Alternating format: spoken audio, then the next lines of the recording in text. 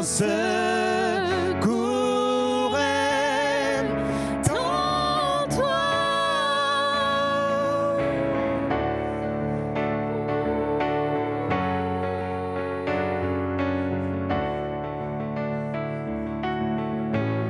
Tu es Dieu,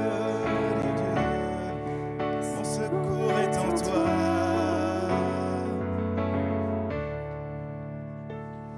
Ta victoire, mon espoir, ton chemin, mon destin, ton salut, mon refuge, tout est en toi. Ta victoire, mon espoir, ton chemin, mon destin, ton salut, mon refuge, tout est en toi. Ta Victoire, mon espoir, ton chemin, mon destin, ton salut, mon refuge, tout est en toi. Ta victoire, mon espoir, ton chemin, mon destin, ton salut, mon refuge, tout est ta victoire, ta victoire, mon espoir, ton chemin, mon destin, ton salut, mon refuge, tout est en toi. Ta victoire, mon espoir, ton chemin, mon destin, ton salut, mon refuge, tout est en toi.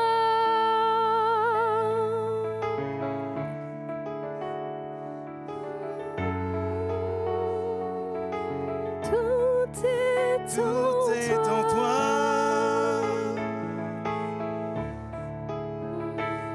Ma victoire est en toi.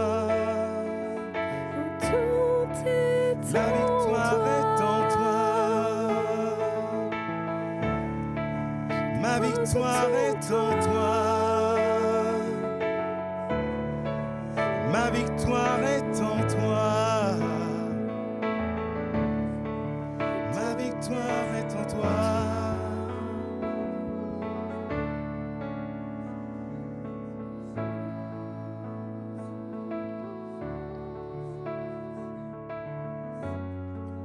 Si tu passes par des moments où tu doutes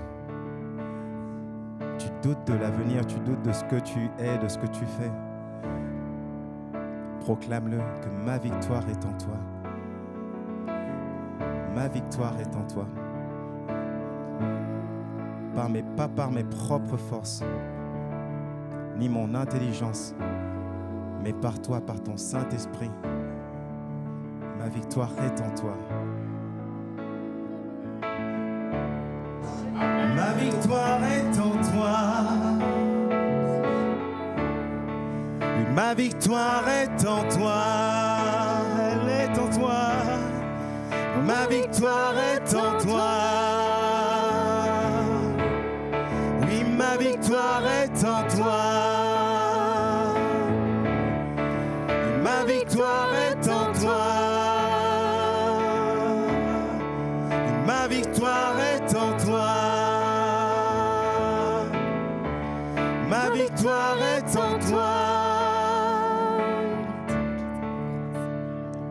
Ma victoire, mon espoir, ton chemin, mon destin, ton salut, mon refuge, tout est en toi. Ta victoire, mon espoir, ton chemin, mon destin, ton salut, mon refuge, tout est ta victoire, ta victoire, mon espoir, ton chemin, mon destin, ton salut, mon refuge, tout est en toi. Ta victoire, mon espoir, ton chemin, mon destin, ton salut, mon refuge, tout est en toi.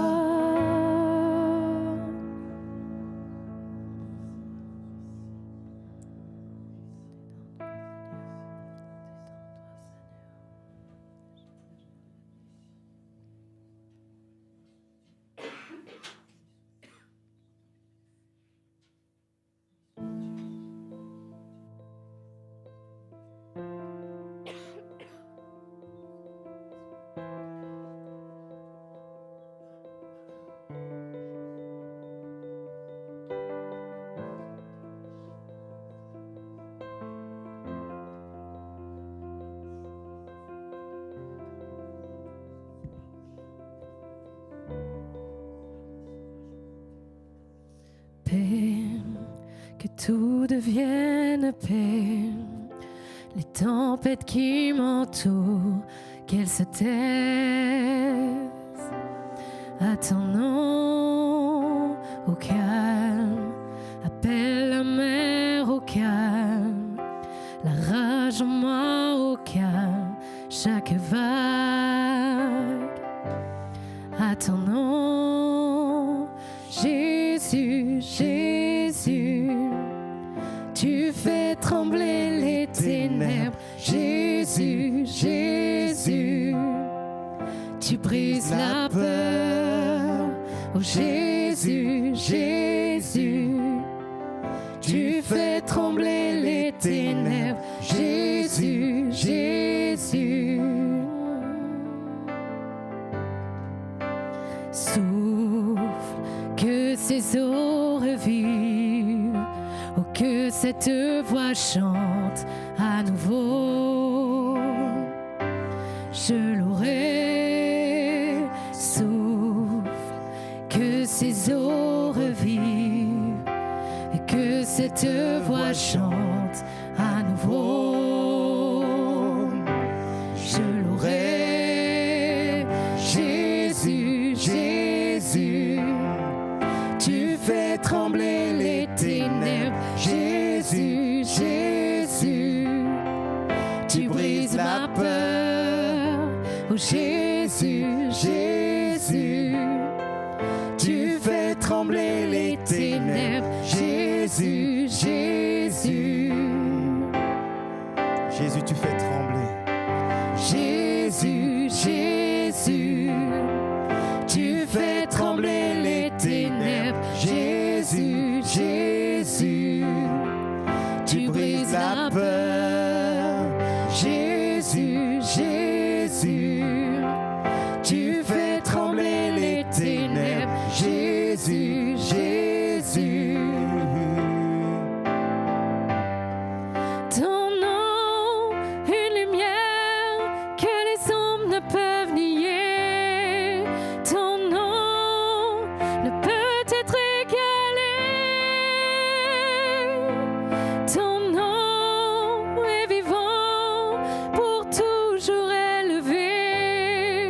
Ton nom ne peut être égalé. Ton nom, une lumière que les hommes ne peuvent nier. Ton nom ne peut être égalé. Ton nom est vivant, pour toujours élevé. Ton nom ne peut être égalé. Oh Jésus, Jésus, tu fais trembler les ténèbres. Jésus, Jésus, tu brises la peur. Jésus, Jésus, tu fais trembler les ténèbres. Jésus, Jésus. Jésus, Jésus, Jésus, tu fais trembler les ténèbres. Jésus, Jésus, tu brises ma peur. Jésus, Jésus, tu fais trembler les ténèbres. Jésus, Jésus. Jésus, Jésus. Jésus, Jésus.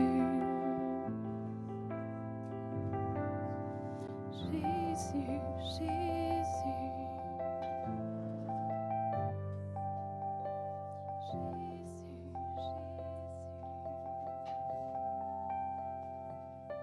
Merci à Séverine et Serge pour ce moment de louange. Alors, vous l'avez remarqué. Amen. Voilà, nous avons un témoignage ce matin de Marie-Thérèse. Alors, elle est toute tremblante, mais le Seigneur la soutient.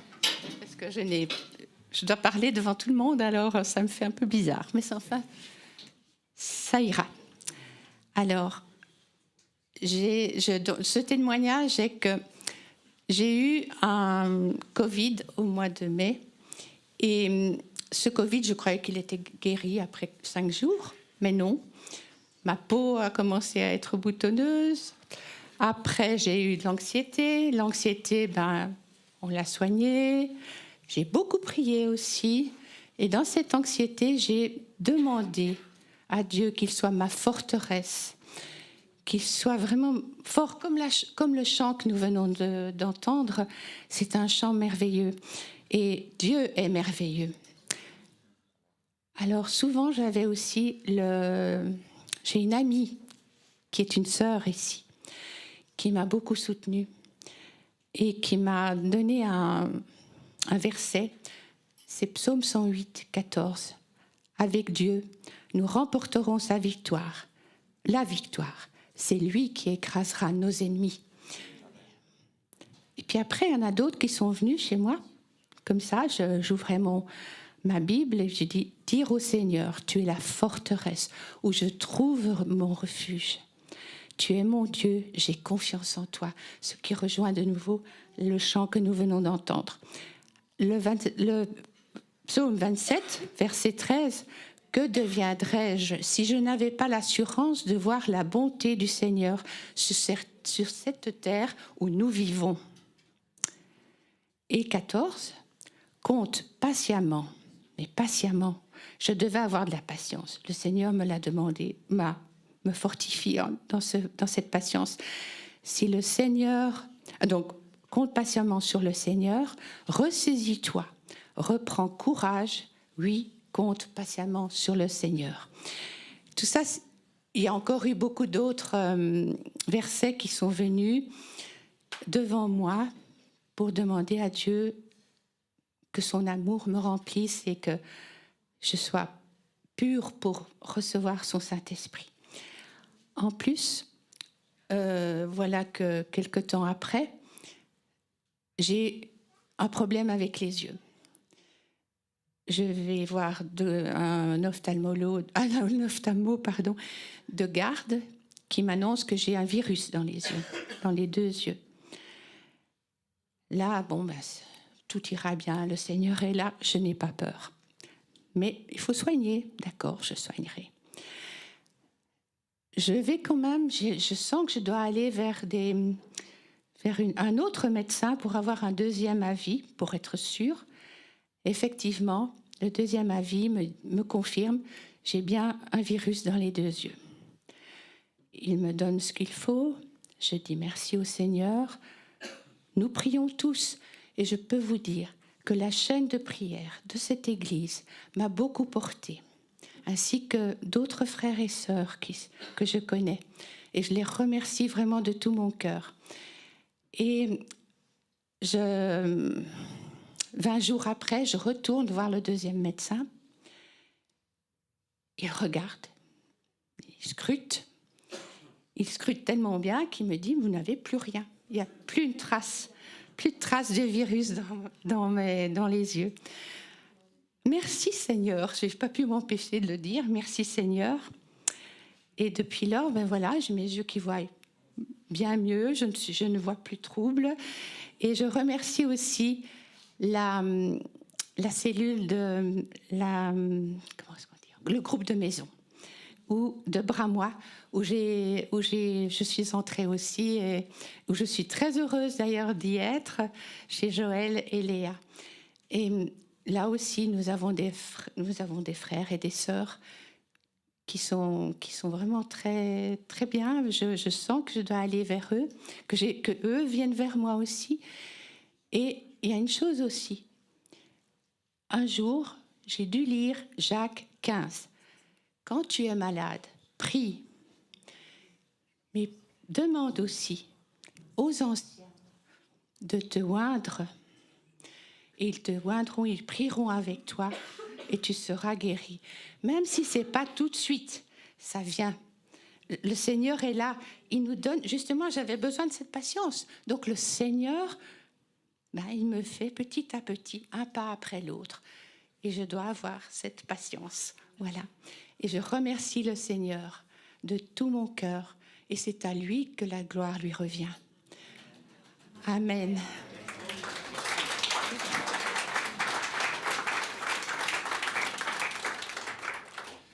Merci Marie-Thérèse. C'est vrai qu'on devrait avoir plus souvent des témoignages parmi nous. Hein? Merci, c'est confirmé.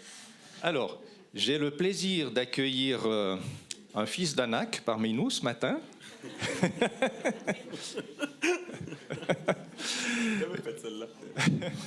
Jérémy, qui nous vient de la Talence, hein, je crois, ou de la région. Ouais, de la région, oui. Oui, de la région.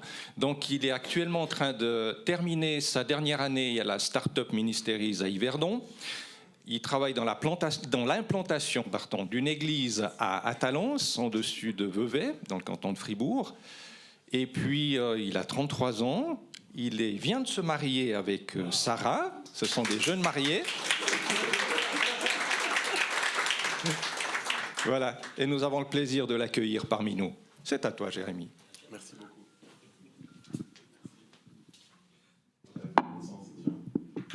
Ça joue le son comme ça pour vous? Alors, bonjour à chacun. C'est bon de voir une famille de Dieu réunie avec qui on peut louer le matin. Et c'est tellement bon cette présence. Je crois que c'est un peu ce qui a été dit aussi par mes frères dans les messages d'avant. Et c'est dans cette continuité qu'on va aller. Juste avant, je veux qu'on reste sur les dernières paroles qui ont été chantées. Jésus, tu fais trembler les ténèbres. Et ce que j'ai à cœur, c'est que tu puisses, avant ce message, te positionner là. Pour que tu puisses recevoir pleinement ce que Dieu veut te donner ce matin. Ne pas rester sur ce qui a pu te déconcentrer, sur ce qui t'a peut-être pas plu ou autre chose, ou peut-être les choses que tu es en train de traverser aujourd'hui. Juste que tu prennes cette autorité, que tu reproclames. On a dit mon âme bénit Dieu. Mais dis à ton âme là, je suis là pour entendre la parole et je ne veux pas passer à côté de ce que Dieu a pour moi ce matin. Fais-le dans ton cœur.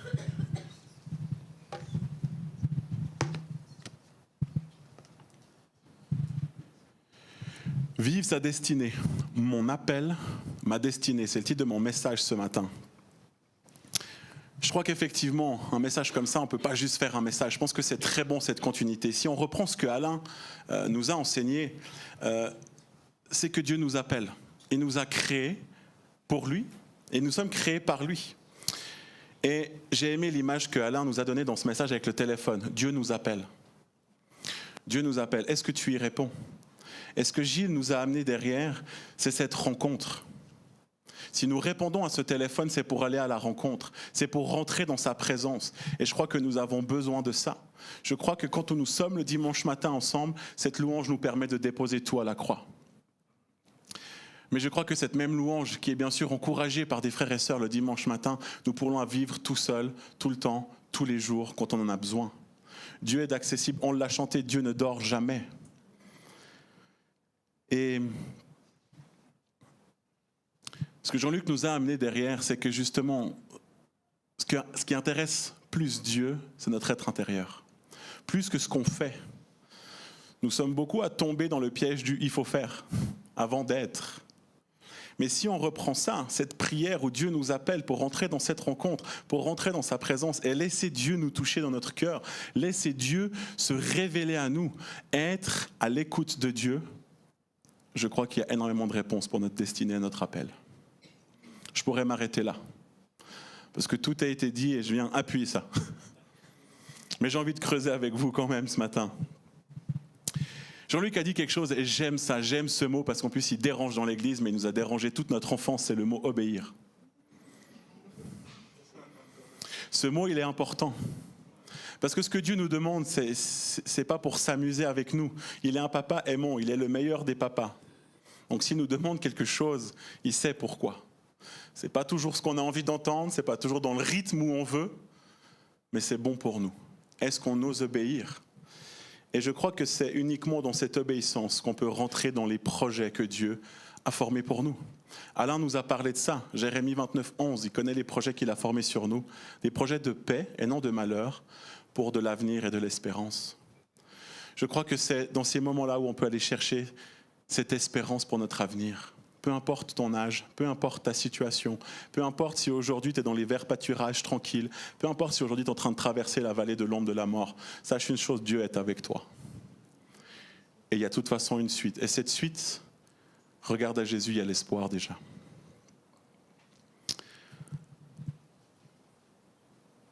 Dieu appelle et choisit. Abraham, Genèse 12 et versets 1 à 4. L'Éternel dit à Abraham, je m'arrête là déjà. Dieu parle à son peuple. Il parle à son serviteur. Qui est Abraham? Il est un homme que Dieu a choisi et qu'il appelle. Va-t'en de ton pays, de ta patrie, de la maison de ton père, dans le pays que je te montrerai. Je ferai de toi une grande nation. Je te bénirai, je rendrai ton nom grand. Tu seras une source de bénédiction. Je bénirai ceux qui te béniront, je maudirai ceux qui te maudiront, et toutes les familles de la terre seront bénies en toi. Abraham partit comme l'Éternel le lui avait dit. Dieu appelle, Dieu donne une mission, Abraham répond. Moïse, Exode 3, les versets 1 à 10, mais je vais sauter les versets, mais c'est tout ce passage-là. Moïse faisait paître le troupeau de Jéthro, son beau-père, sanctificateur de Madian, et il mena le troupeau derrière le désert et vint à la montagne de Dieu à Horeb. L'ange de l'Éternel lui apparut dans une flamme de feu au milieu d'un buisson. Alors ça, c'est un peu moins courant, mais c'est quand même Dieu qui se révèle. Moïse regarda et voici le buisson était tout en feu et les buissons ne se consumaient point. Moïse dit, je veux me détourner pour voir quelle est cette grande vision et pourquoi le buisson ne se consume point. L'Éternel vit qu'il se détournait pour voir et Dieu l'appela du milieu du buisson et dit, Moïse, Moïse. Et il répondit, me voici. Je saute au verset 7. L'Éternel dit, j'ai vu la souffrance de mon peuple qui est en Égypte et j'ai entendu les cris qui lui font pousser des oppresseurs car je connais ses douleurs. Verset 10, maintenant va, je t'enverrai auprès de Pharaon et tu feras sortir d'Égypte mon peuple, les enfants d'Israël. Je ne sais pas vous, mais si je prends déjà juste Abraham et Moïse, la mission, j'entends ça, je panique. Je me dis, mais pourquoi moi? Moïse va le dire d'ailleurs. Hein, mais pourquoi? Mais c'est grand, tout ce projet. Un autre qui a fait un peu différemment, Jonas, je prends les 3 premiers versets, la parole de l'Éternel fut adressée à Jonas, donc de nouveau, l'Éternel s'adresse à son disciple qu'il a choisi, sa création, fils d'Amittai, en ces mots, lève-toi et va à Ninive, la grande ville, et crie contre elle, car sa méchanceté est montée jusqu'à moi. Et Jonas se leva pour s'enfuir à Tarsis. On connaît la suite, ok? Il l'a fait, on va revenir un peu sur Jonas, parce que Dieu est quand même plus grand que nos désobéissances. Mais j'ai pris Jonas parce que voilà, nous ne sommes pas tous des fois tout le temps obéissants. Et rappelons-nous que Jonas aussi, lui, a désobéi. Et les premiers disciples de Jésus alors, en Matthieu 4, 19, 22, il leur dit « Suivez-moi et je vous ferai pécheurs d'hommes ». Aussitôt, ils laissèrent les filets et le suivirent. De là, étant allé plus loin, il vit 2 autres frères, Jacques, fils de Zébédée, et Jean, son frère, qui étaient dans une barque avec Zébédée, leur père, et qui réparaient leurs filets. Il les appela, et aussitôt, ils laissèrent la barque et leur père et le suivirent. Là, ce que je trouve fort, c'est qu'ils le suivent, mais ils ne savent pas pourquoi. Ils ne savent pas qui est Jésus au final, sur le moment. Mais il y a un appel qui se fait, et il y a une réponse de nouveau qui se fait. Paul, comme il était en chemin et qu'il approchait de Damas, tout à coup une lumière venant du ciel resplendit autour de lui. Il tomba par terre et il entendit une voix qui lui disait « Saul, Saul, pourquoi me persécutes-tu » Il répondit « Qui es-tu, Seigneur » Et le Seigneur dit « Je suis Jésus que tu persécutes. Lève-toi, entre dans la ville et on te dira ce que tu dois faire. » On a un Dieu de mouvement. Tu réponds, Dieu à chaque fois dit « Lève-toi, va ». Donc répondre à l'appel de Dieu, rentrer dans sa destinée, déjà c'est se lever et aller. Ça c'est un premier point. L'autre point c'est la confiance. Les disciples ont suivi sans savoir vraiment qui ils suivaient, pourquoi ils le suivaient. Abraham, il a eu une petite partie du projet, il a eu le bon. Mais il ne savait pas toutes les galères qu'il allait vivre. Moïse, la même chose. Il ne pensait pas vivre tout ça. Mais ils l'ont fait avec confiance et avec foi. Donc deuxième point, dans ce cas-là, c'est aller avec confiance. Peu importe ce que Dieu te demande, comment il te le demande, est-ce que tu as foi entre ce que Dieu, on a chanté encore, entre ce que Dieu te dit et ce que tu vas vivre? As-tu cette confiance qu'il est chaque jour avec toi? et que les promesses qu'il nous donne dans sa parole, on peut les saisir à tout moment.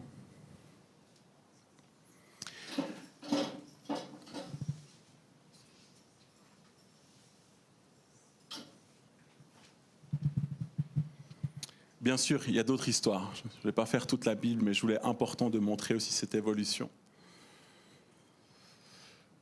Dieu cherche des cœurs disponibles avant tout. Il nous a laissé ce libre choix de le reconnaître. Il nous a laissé ce libre choix d'accepter qui il est, de ce qu'il a fait pour nous, de l'aimer. C'est ce qu'il souhaite, mais il nous laisse ce choix. Pour notre appel, c'est la même chose. Il ne va pas venir nous offenser et nous bousculer. Il va nous laisser soi. Mais est-ce qu'on lui donne cet accès? Est-ce qu'on a un cœur disponible? Jean-Luc l'a dit, ce n'est pas pour faire nos rêves, mais c'est pour marcher dans ses voies. Est-ce qu'on est prêt à lui faire confiance de nouveau, qu'il a des voies parfaites pour nous? Qu'il a des voies que dans la perfection, ça veut aussi dire difficulté, hein? Mais de se rappeler qu'il est avec nous chaque jour. Est-ce qu'on arrive à donner notre clé à Dieu? Et lui dire, je te laisse faire. Peut-être c'est pas comme je veux. Peut-être c'est pas tout à fait comme j'avais prévu. Mais je fais confiance que tu es là. Ce que j'aime dans Ésaïe 6:8, j'entendis la voix du Seigneur disant, qui enverrai-je et qui marchera pour nous? Je répondis, me voici, envoie-moi. Est-ce que tu veux attendre que Dieu se révèle à toi? Ou tu veux te placer devant Dieu dans sa présence et dire, je suis disponible? Je veux voir un changement, je veux voir ton royaume avancer, je veux voir ta gloire dans mon travail, je veux voir ta gloire dans mes études, là où je suis, dans mon quartier, je veux voir plus. Je suis disponible, utilise-moi. Répondre à l'appel de Dieu, c'est aussi se rendre disponible et lui donner l'accès. Mais attention, de nouveau, il a des plans qu'il a déjà bien préparés d'avance pour nous. Est-ce qu'on est prêt à mettre de côté nos rêves? Est-ce qu'on est prêt à mettre de côté la manière dont on avait prévu de peut-être agir pour lui? D'aller servir dans tel ou tel pays, d'être plutôt devant de la scène, plutôt derrière de la scène, peu importe. Mais est-ce qu'on lui fait confiance qu'en nous, il va tout donner pour qu'on puisse accomplir cette mission? Moïse l'a dit, mais qui suis-je? Dieu l'a équipé. Nous aussi, on peut se placer devant Dieu et dire, mais qui suis-je? Mais Dieu va nous donner tout ce qui nous est nécessaire. Est-ce que tu fais confiance à Dieu pour la mission qu'il a prévue pour toi? C'est une question que je veux te poser. Que tu réponds devant Dieu, dans ton intimité avec lui. Fais-tu confiance à Dieu pour la mission qu'il a prévue pour toi?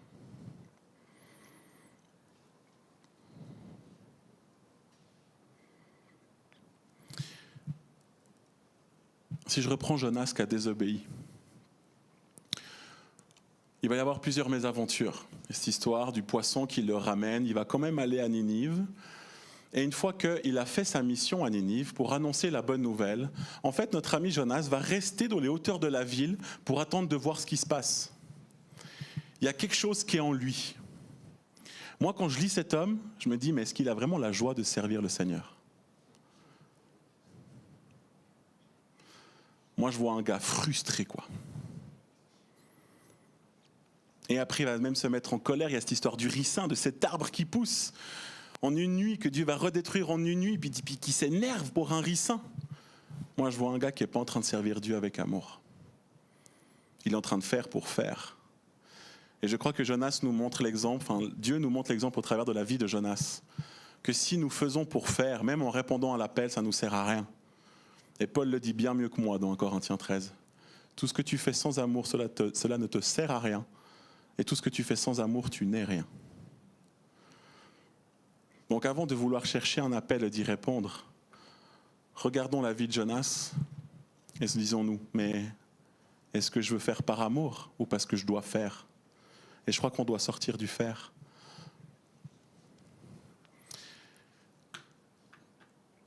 Dans l'appel, Dieu ne révèle pas tout. Et heureusement, si Abraham savait à quoi Dieu l'amenait, est-ce qu'il aurait dit oui? Est-ce que si Dieu avait dit à Moïse toutes les étapes, tout ce qu'il allait galérer, est-ce qu'il aurait dit ouais, c'est bon, j'y vais?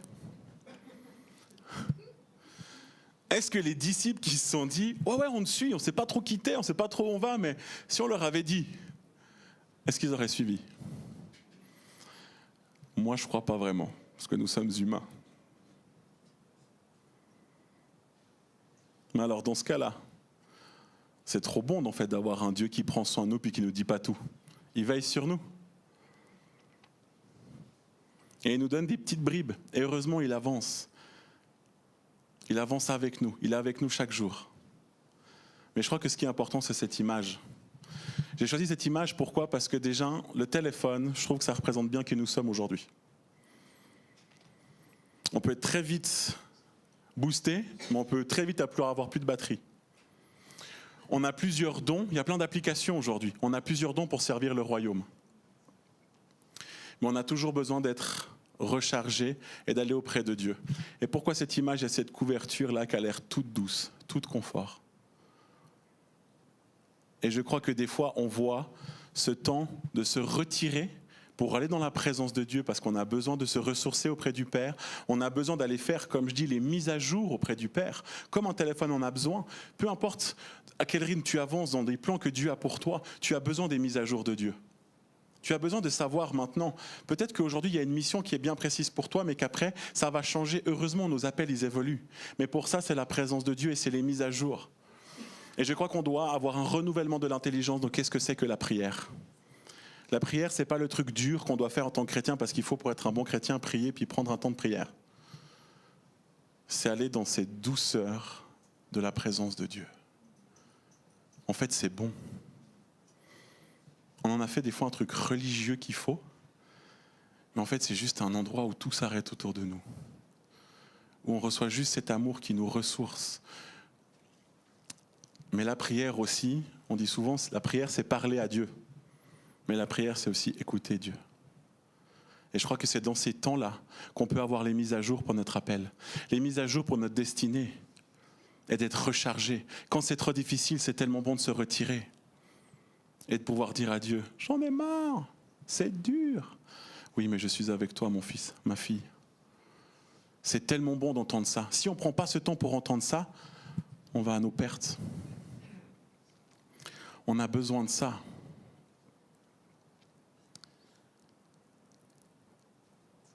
Et toi, qui depuis des années obéis et marches dans les plans de Dieu, aurais-tu accepté si tu savais par quoi tu allais passer ?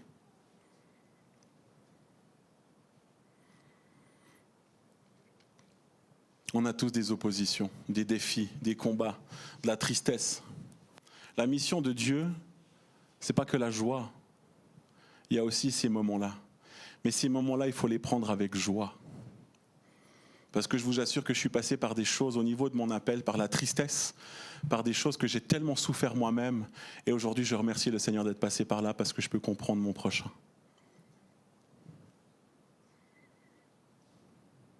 Et je suis tellement, tellement content d'avoir ce Dieu qui prend soin de moi tout le temps, même quand c'est dur. Et après, ma compassion pour les autres change. Donc, je peux encourager différemment. Donc, si j'encourage, j'amène la personne plus près de Dieu, à ce qu'elle se fortifie comme moi, j'ai dû être fortifié aussi par d'autres. Parce qu'il y a une chose qui nous est demandée dans Matthieu 28, 19, 20, c'est de faites de toutes les nations des disciples, les baptisons au nom du Père, du Fils et du Saint-Esprit, et enseignez-leur à observer tout ce que je vous ai prescrit. Et voici, je suis avec vous tous les jours, jusqu'à la fin du monde. Donc même dans ton appel, il y aura des difficultés, des défis, mais Dieu, il a promis, Jésus a promis d'être avec toi. Et ça, c'est la chose auquel on doit se tenir. Ce n'est pas notre appel. Notre identité, elle est d'être enfant de Dieu avant d'être un pasteur, un louangeur, peu importe, un évangéliste et tout. Avant toute chose, nous sommes enfants de Dieu. Donc avant de se rappeler de la promesse de notre appel qui peut être incroyable, rappelle-toi ton identité d'enfant de Dieu, qui t'aime et qui t'attend, qui t'appelle dans cette présence-là. Dieu a fait un choix. C'est pas qu'il a besoin de nous, mais il a décidé de faire le choix d'avoir besoin de nous. Parce qu'il est dans une collaboration qui est divine et humaine. Il a dit, mais je veux collaborer avec eux. Il aurait pu faire tout seul. mais il a décidé de ça. Il a besoin d'une multitude de dons différents, il a besoin d'une multitude d'appels différents, de forces différentes, de manières de partager l'évangile, de manières de prendre soin du troupeau, de manières d'enseigner, de manières de leader son peuple, d'endroits et de comment aller pour vivre et partager l'évangile. Il y a besoin de tellement de manières différentes. Les amis, il y a de la place pour nous tous. Il n'y a pas besoin de se battre. Il n'y a pas besoin de convoiter et d'envier le frère ou la sœur. Il y a un plan qui est merveilleux pour ta vie. Mais es-tu prêt à connaître comment Dieu veut œuvrer et collaborer avec toi? Est-ce que tu es prêt à ça, à connaître comment Dieu veut œuvrer et collaborer avec toi?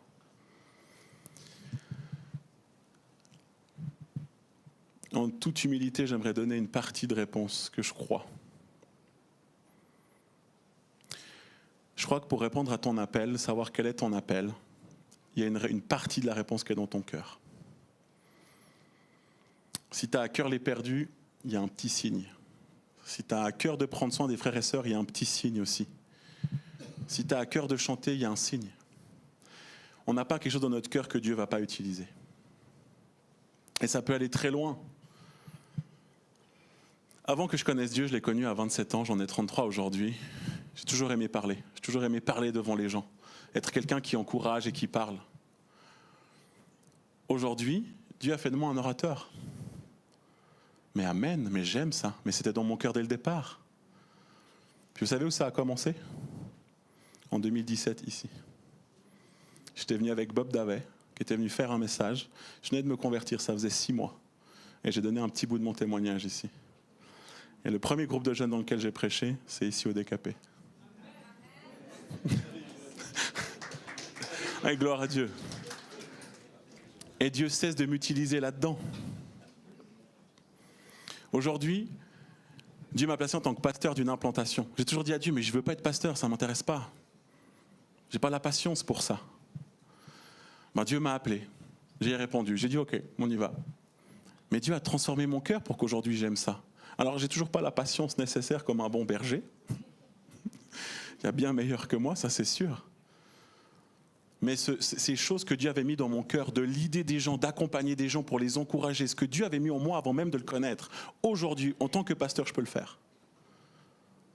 C'était dans mon cœur déjà. Qu'est-ce qu'il y a dans ton cœur? Qu'est-ce qu'il y a dans ton cœur là? Qu'est-ce qui brûle? Les perdus, le troupeau, qui? Quoi? Comment? Et c'est ça qu'on doit aller chercher. Dieu veut juste animer ça. Tu sais quoi, ton appel, il est déjà dans ton cœur. Laisse Dieu venir l'activer. Laisse-toi aller, lâche prise. Enlève le contrôle sur ta vie. Enlève les craintes de où Dieu peut t'amener, de comment il peut t'amener. Fais-lui confiance. Je ne voulais pas être pasteur, ça ne m'intéressait pas. Je lui ai fait confiance aujourd'hui. J'aime de ouf ce que je fais. J'aimerais pas faire autre chose. J'aime ma vie. Mais j'ai décidé de lâcher tout ce que mes petits plans de vie avaient prévu dans ma tête. Et j'aimerais que tu puisses vivre ça aussi. Comment arriver là en étant conduit par le Saint-Esprit? Vous savez, les amis, c'est une grâce et un cadeau d'avoir l'Esprit Saint en nous. Jean 16, 13, quand le Consolateur sera venu, l'Esprit de vérité, il vous conduira dans toute la vérité, car il ne parlera pas de lui-même, mais il dira tout ce qu'il aura entendu et il vous annoncera les choses à venir. Waouh! On peut aller avec confiance, parce que le Saint-Esprit va nous dire ce que le Père veut. Le verbe conduire, là, il vous conduira. Le verbe en grec, c'est odegeo. Odegeo, c'est magnifique, c'est un mélange de 2 mots. Le premier mot, c'est egeomai. Quand on parle de Moïse, qui était un guide pour le peuple, c'était un egeomai. Il était le guide, celui qui guide le peuple. L'autre mot qui compose, c'est odos. Odos en grec, c'est le chemin. Quand Jésus va dire « Je suis le chemin, la vérité, la vie », en fait, Jésus est le odos. Donc le Saint-Esprit qui nous conduit, qui nous odegeo, ça veut dire qu'il est le guide pour nous amener sur Christ. Waouh! Quand j'ai compris ça, ma vie, elle a changé. Je me suis dit, mais en fait, c'est en moi ça. Le Saint-Esprit est en moi, il va me guider. Je peux faire confiance comme ça. Et en plus, c'est pas lui qui prend des initiatives. Il redit que ce que le Père lui dit. Qui a déjà dit ça? Jésus-Christ. Jésus-Christ a vécu comment son ministère? Il ne faisait rien de ce qu'il voyait le Père faire. Donc le Saint-Esprit qui est en moi me permet de vivre ma vie comme Christ l'a vécu sur terre. Amen, je prends. Je fais confiance et je lâche prise. Et je rentre dans ce que Dieu a pour moi. Tu veux ça? Demande. C'est pas au leader de prier pour toi, c'est pas à tes responsables de groupe de maison pour prier pour toi, c'est à toi devant Dieu dans sa présence de dire ok, me voici, envoie-moi, je prends, active. C'est en toi, Dieu l'a déjà mis, il attend juste que tu dises appuie sur le bouton. Mais vas-tu faire la place au Saint-Esprit? Vas-tu lui faire pleinement la place pour qu'il te conduise dans les voies du Seigneur? Alors je te donne un conseil. Écoute et obéis quand il te parle. J'ai toujours dit à Seigneur, dans la rue tu me dis, hein, dès que tu veux que je prie pour quelqu'un, moi je suis dispo, je vais. Après il me dit, va prier pour elle. Ah, un jour Dieu m'a dit, mais tu m'as dit que tu étais disponible, puis quand je te demande tu vas pas, je dis, oh, t'as raison, c'est dur. J'ai appris à aller. Et j'ai appris à mettre mon orgueil de côté en me disant, mais on va me juger, on va me prendre pour un fou. Pour que Dieu puisse agir. Puis quand tu commences à prier pour les gens dans la rue, puis que tu piques, les gens commencent à pleurer en disant « Ah, je suis touché, il y a un truc de fou qui se passe. » Dis « Seigneur, je veux plus. » Mais pour que tu aies soif de plus de Dieu dans ton appel et dans ta destinée, il faut que tu commences. Au début, tu vas avoir peur. Après, tu auras envie de faire plus que ça. Et quand tu ne vivras pas ce genre de choses, ça va te manquer dans tes journées. Mais le but, c'est obéir, les amis. Mais tu sais quoi encore l'autre point que je vais te donner pour obéir à l'Esprit, pour que tu entendes encore plus clairement l'Esprit dans ta vie? Paul va nous l'enseigner. Il y a un combat. C'est la chair versus l'Esprit. Tu veux écouter plus l'Esprit, il faut que tu diminues ta chair. Diminuer ta chair, ça veut dire enlever tes envies personnelles. Jésus va le dire. Tu veux être mon disciple? Alors renonce, porte ta croix et suis-moi. Est-ce que tu es prêt à ça? Donc de nouveau, tu veux plus d'espace pour l'Esprit dans ta vie, ça veut dire sanctification et repentance. C'est pas que Dieu te dit « je ne peux pas assez t'utiliser parce que tu n'es pas assez saint », parce que les amis, nous sommes saints grâce à Christ à la croix. C'est juste qu'on va avoir, au niveau des fréquences, va être un petit peu de la grisaille comme ça. Parce que le péché fait grisailler la fréquence. La friture, voilà, c'était le mot que je cherchais. Merci. Il y a de la friture sur la fréquence. Merci. Ça, le corps de Christ. Prêche ensemble. Il y a de la friture. En fait, le péché va t'amener de la friture. En fait, tes désirs personnels, tes craintes personnelles, ton orgueil personnel va amener de la friture. Sanctifions-nous, les amis. Repentons-nous. On a besoin de ça. Rentrer dans ton appel, ça veut dire avant tout aussi, marche dans la sanctification. Repens-toi. Fais confiance à Dieu. Alain l'a dit, les conséquences de marcher par ses propres forces. Il y a tellement de pièges. Donc, théoriquement, je vous ai dit quelque chose ce matin. Pratiquement, j'essaye de faire au mieux. Pratiquement, nous essayerons tous de faire au mieux.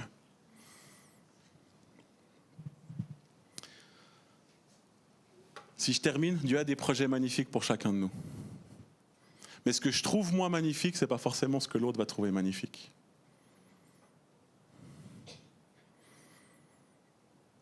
Moi, des fois, je vais peut-être juger parce que les gens sont trop centrés sur l'intérieur. Je dis, puis les gens perdus dehors. Je commence à comprendre qu'en fait, il faut que j'arrête de juger ceux qui sont trop centrés sur l'intérieur parce que heureusement que j'ai des frères et sœurs qui sont centrés sur l'intérieur. Puis heureusement que j'ai des gens qui sont spécialistes de l'extérieur parce que comme moi, je suis un peu les deux, je dois en même temps prendre soin du troupeau, puis en même temps, j'ai le cœur pour les perdus. Et du coup, en fait, ce que je me suis rendu compte, ce que Dieu m'a dit un jour, il m'a dit, tu sais, je t'utilise comme un médecin généraliste. Je n'ai pas fait de toi un spécialiste. Donc tu trouveras des gens meilleurs que toi partout, dans toutes les branches. Encourage-les. Parce que le don que je t'ai donné, le nom même que je t'ai donné, c'est celui qui active. C'est ce qu'un jour Dieu m'a dit. Donc mon cœur, c'est d'activer pour que les gens aillent, qui rentrent dans leur destinée, avec le rappel pour qu'ils fassent bien mieux que ce que moi je suis en train de faire. Donc mon cœur ce matin et ma prière, c'était active, active, active, active, active. Mais ce que lui, il attend, c'est que tu appuies sur ton bouton. Je suis d'accord d'activer. Et je l'ai déjà dit, mais je le redis, il y a une place pour toi. Il y a une place. Peu importe. Il n'y a pas une meilleure ou une moins bonne place. Il y a une place. Et il y a besoin de toi. Il y a besoin de toi pour ce à quoi Dieu t'a appelé. Il y a tellement à faire, les amis.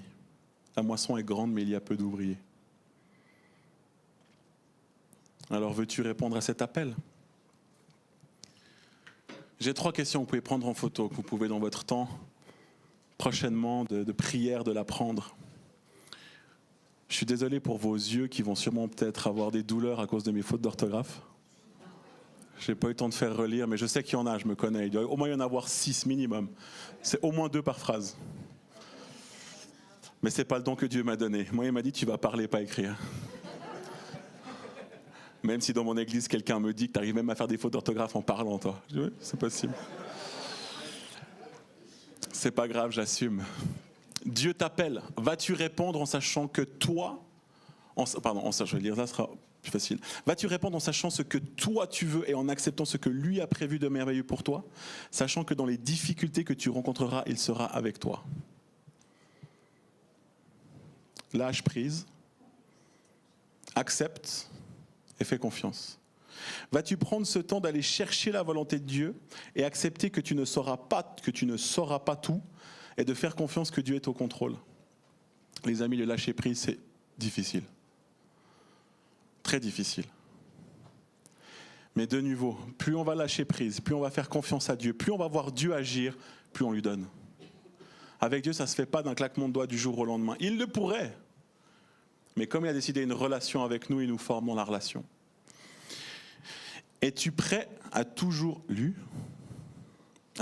diminuer les envies de ta chair pour répondre et obéir à l'esprit qui te conduit sur le chemin qui est Jésus-Christ? Sanctification et repentance. C'est ce que la Bible nous dit, il y a la grâce, mais ne profitons pas de cette grâce, les amis. Prenons-la avec délicatesse, douceur et amour. Et essayons de faire de notre mieux dans cette sanctification, dans cette marche. Dans un but de quoi? De répondre à l'appel. Pourquoi? Il y a 2 objectifs que Dieu nous demande à atteindre. Le premier, c'est d'annoncer l'Évangile. Et le deuxième, c'est d'édifier les saints. Pour annoncer l'Évangile, il y a besoin de plein de ministères et plein de dons différents. Pour édifier les saints à la stature parfaite de Christ, il y a besoin encore d'autres dons, d'autres ministères. Et c'est ensemble seulement qu'on arrivera. Et vous savez quoi, ce n'est pas ensemble que sur Sion, que sur Atalance, que sur X ou Y. C'est ensemble, avec l'Église universelle. Et c'est ça que Dieu attend de nous. Donc il y a aussi à nous repentir dans nos relations avec les frères et sœurs, dans nos relations avec d'autres. Regardons à ce qui nous unit et à ces 2 choses. Partager l'Évangile sur l'extérieur, édifier les saints à l'intérieur. Et ça, je crois que c'est les 2 gros mandats que Dieu nous a donnés.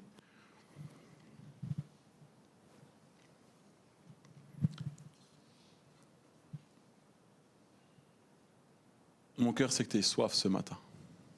C'est que tu aies soif d'aller chercher ça. Je pourrais faire un appel, je pourrais faire que les gens viennent devant, je pourrais faire tout ça. Mais je sais ce qui se passe le dimanche quand on retourne dans notre voiture et qu'on repart à notre après-midi. On a souvent oublié pourquoi on s'est levé. Et comme je crois que la plupart des réponses se trouvent dans ce temps de présence,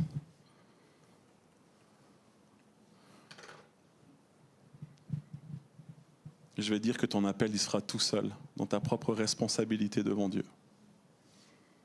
Dans la présence avec le Père, dans la présence avec le Fils et dans la présence avec le Saint-Esprit. Et c'est toi devant Dieu de dire oui, je le veux. Oui, j'ai envie. Oui, je veux plus. Et que le Seigneur vous bénisse dans ce qu'il a pour vous sur vos vies, qu'il vous bénisse dans ce que vous êtes en train de traverser aujourd'hui. Que le Seigneur puisse vous fortifier, vous encourager ce matin et qu'il puisse vous faire sortir de là autrement de comme vous êtes venus, avec une soif de plus pour son royaume, avec une soif de plus pour partager l'Évangile et une soif de plus pour édifier les saints. Amen. Je vous bénis.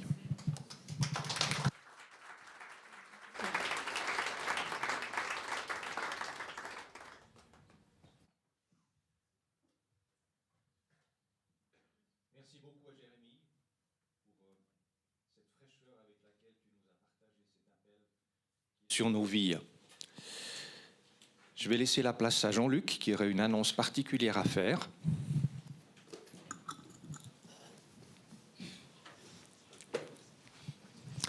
Oui, c'est vrai, je confirme le remerciement à Jérémie. Et ce qui m'a, au-delà du contenu du message, c'est son attitude de cœur qui m'a beaucoup touché. Ce matin, je lui ai dit, viens, je vais vite te briefer sur ce qui s'est passé avant, parce qu'on fait une série. Puis il m'a dit, j'ai écouté les 3 messages. Et je me suis dit, je ne sais pas s'il y en a beaucoup qui se seraient mis comme ça à notre service, en prenant le temps d'écouter les 3 messages précédents pour donner quelque chose d'aussi bon ce matin. Voilà, donc oui, je confirme, tu es un orateur et tu as un grand cœur humble. Bravo Jérémie, on peut l'applaudir.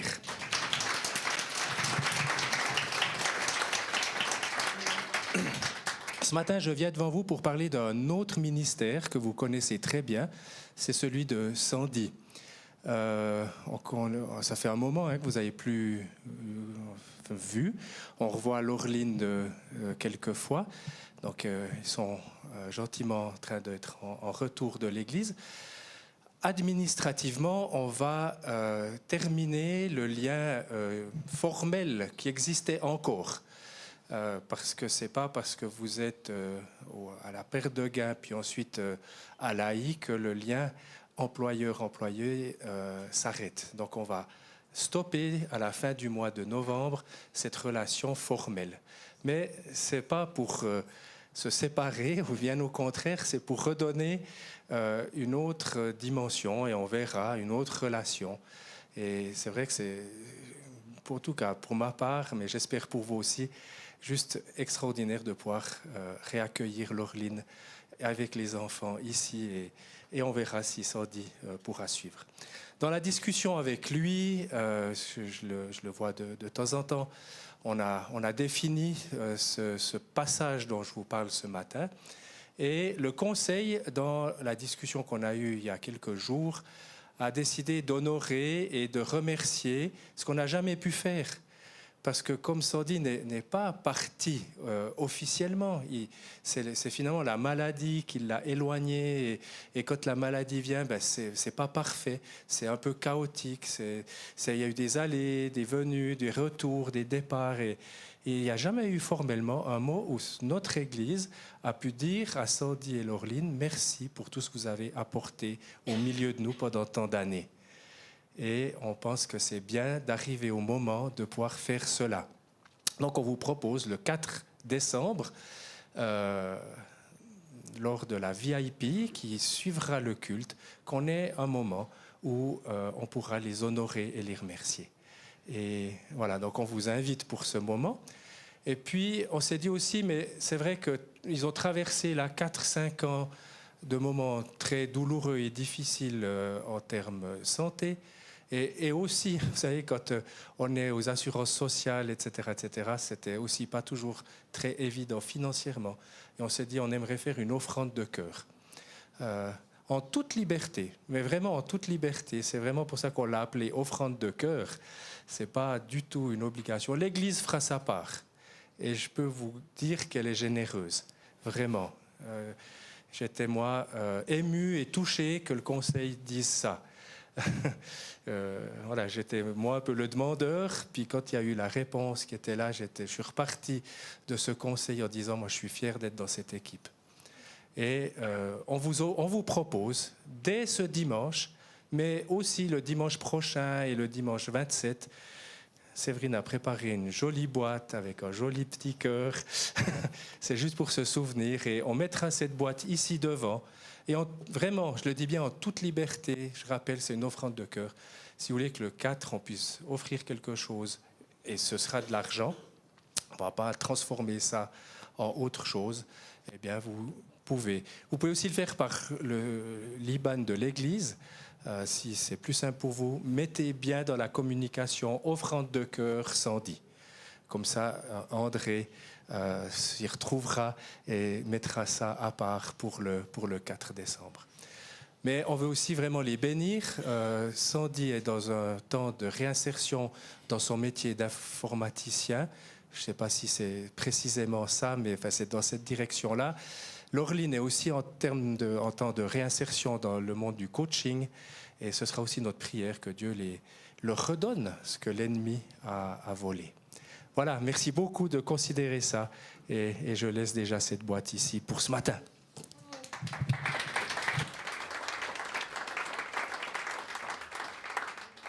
Merci Jean-Luc. Voilà, alors au niveau des annonces, on en a plusieurs, je vous demanderai d'être très attentifs. Alors, le service des cafés va reprendre à l'étage. Donc, si vous voulez un café, il faut monter au premier étage et ces dames seront là pour vous en servir. Je rappelle que le prix du café est de 1 franc, hein, libre participation également. Ce soir, il y a une soirée de louanges à l'hôtel Vatel à Martigny à 19h. Ok, ouais, moi j'ai marqué 19h30, mais 19h. Donc, à l'hôtel Vatel, soirée de louanges. Ensuite, il est important de rappeler la journée, la réunion VIP, donc qui a été mentionnée tout à l'heure, le 4 décembre. Donc c'est pour, on aura un culte qui sera raccourci et puis après on aura un moment de partage de la vision pour la suite. La fête de Noël se fera le 18 décembre comme un culte ordinaire et puis on verra si on arrive à faire un petit peu repousser les murs pour qu'on ait assez de place pour accueillir tout le monde. Vous aurez des informations là-dessus. Et puis, je rappelle effectivement la participation aux finances de l'Église. Hein.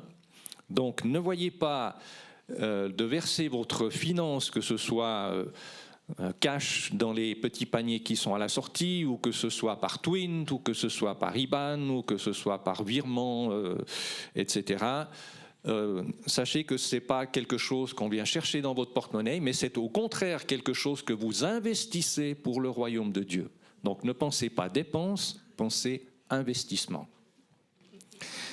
Donc nous n'avons pas fait vœu de pauvreté, mais nous avons fait vœu de générosité. Ça change tout, hein? Pour ceux qui aimeraient faire un versement particulier pour les futurs locaux, alors vous pouvez le faire. Vous pouvez mettre soit une enveloppe là avec la mention bâtiment. Si vous le faites par IBAN, vous pouvez le faire en mentionnant bâtiment. Donc de nouveau, André saura dans quel compte il faut verser cet argent.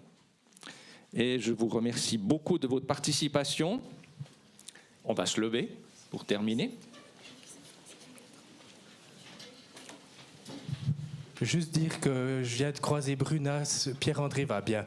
Il est à l'hôpital, il y a des contrôles, il ne pourra pas sortir forcément tout de suite, mais il va bien. Voilà, juste pour vous rassurer.